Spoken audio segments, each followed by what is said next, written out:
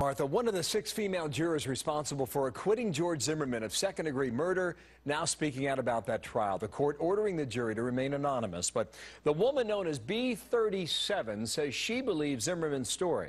Quote, "I have no doubt that George feared for his life in the situation he was in at the time. I think both were responsible for the situation they had gotten themselves into. I think they both could have walked away."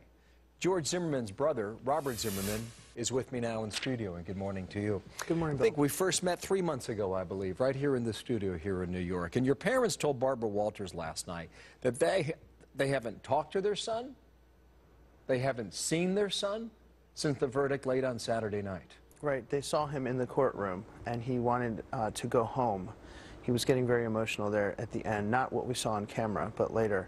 But we do have concerns, and always have, of having our phones tapped, having our phones, listened to by the administration or whomever, because George is now, as we know, continually the subject of ongoing investigation.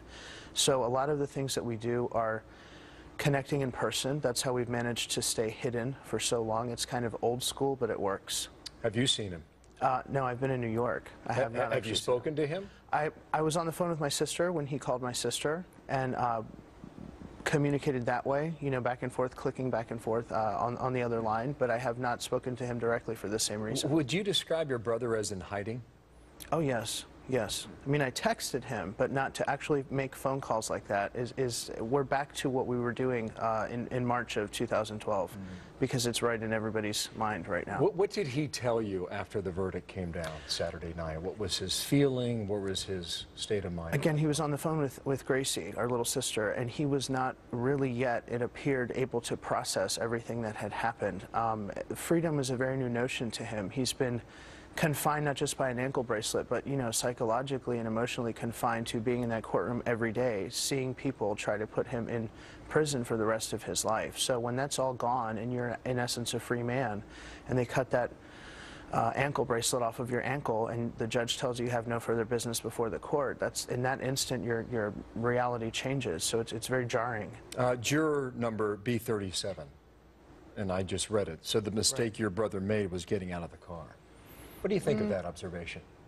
I'm not sure if that's what she said. I think she said that both were responsible, and I do understand the concept. She said both. Right, both had a hand in the responsibility of what happened. But she also said the mistake she believes he made was getting out of the car that night, and I just wanted to get your reaction. Yeah, I mean, that's her opinion, and that's definitely, I'm glad that she did not equate that then to a murder or to a manslaughter. I've seen the rest of the things that she said, and I think the most important thing and most telling thing that she said is that this was not a case about race, and that race was not a factor in this case. What did you think when she said both could have walked away? Almost suggesting that it could have been avoided entirely.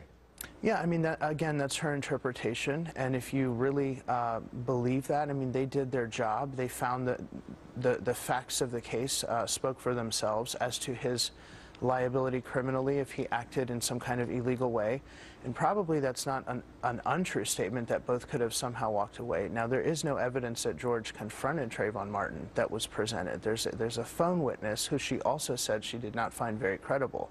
So, but for this non-credible witness, there is nothing to suggest in the evidence that George ever confronted Trayvon. In fact, there's a lot of evidence to suggest that George was confronted by Trayvon, including that non-credible witness who said that Trayvon initiated the conversation with George. When we first spoke, you said this was an improper charge. I believe that was the phrase you used, and you thought your brother would be acquitted and walk away. That's right. In the end, you were right, according to these 6 jurors in Sanford, Florida. Now your brother may face a federal issue.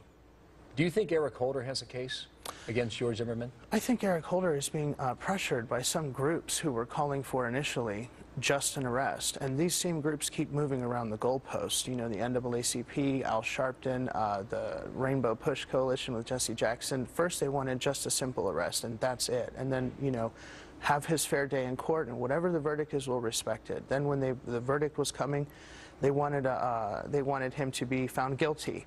But the verdict isn't what they wanted, so now they're moving the goalposts again and calling on the Department of Justice to investigate him more, and the NEA has jumped on board. I think it's more responsible. I understand the Justice Department is responding to pressure, but I think that the American people need a little bit of time to digest those two words, not guilty. It doesn't mean nothing happened, and I think most of the people who are upset with that outcome didn't actually pay attention to the trial.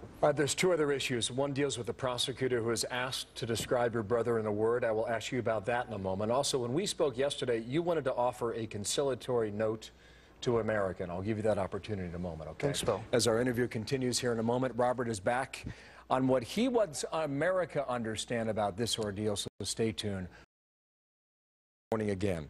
Angela Corey, rather, is the prosecutor, and she was asked to describe your brother in one word, and she said murderer. Wildly inappropriate. What did you think when you heard that? Wildly inappropriate, and is confusing the people who think that. I mean, George was acquitted by a jury. I think it insults the jury, those 6 women who made a legal determination based on law, and the prosecutor should respect it. I've never seen prosecutors be so outright disparaging of our process. Is she saying that they made the wrong call? You know, I really don't know, but I think that woman has made quite a few outbursts over this case, including to Professor Dershowitz, including to Harvard Law School, including to Mr. Kroidbos, the whistleblower in her office, who was concerned that the defense was not getting discovery, firing him in the way that she did. I would encourage her not to say anything else about this case. Do you think your brother did anything wrong? It's hard to tell. I think that everybody has a hand in their fate ultimately. I think that there's a difference, though, between the word regretting and feeling remorse for. So I think that if you do what you believe is right at the time, and again, hindsight's 20/20, you can always look back and think that there could have been a different outcome or would have been a different outcome if you did one thing the way or the other, but I know he feels tremendous remorse about the outcome. Did you anticipate the reaction that we're now seeing even before the verdict was handed down? I did, because again, sometimes people don't really focus on evidence or what's coming out in testimony, but they actually just pay attention to the final word, not guilty, and that means nothing happened to some people, and that's just absolutely not true. One more comment here. What is your word of conciliation, or you wanted to be conciliatory toward the American people or to our viewers today?